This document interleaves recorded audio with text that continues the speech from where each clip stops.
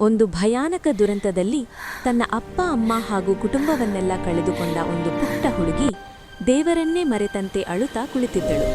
ಕಣ್ಣೀರಿನ ನಡುವೆ ಅವಳ ಮುಂದೆ ರಾಘವೇಂದ್ರ ಸ್ವಾಮಿಗಳು ಬಂದು ನಿಂತರು. ಅವಳಿಗದು ಸಂಪೂರ್ಣ ನಿಜವಾಗಿಯೇ ಅನ್ನಿಸಿತು.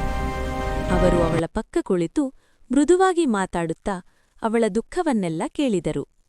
ಮಗು, ದುಃಖ ಜೀವನದ ಒಂದು ಭಾಗ, ಆದರೆ ನೀನು ಒಂಟಿಯಾಗಿಲ್ಲ ಎಂದು ಸಮಾಧಾನ ಹೇಳಿದರು.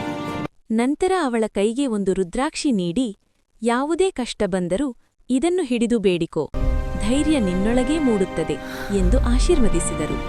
ಆ ಶಾಂತಿಯ ಮಾತುಗಳ ನಡುವೆ ಅವಳು ನಿಧಾನವಾಗಿ ನಿದ್ರೆಗೆ ಜಾರಿದಳು.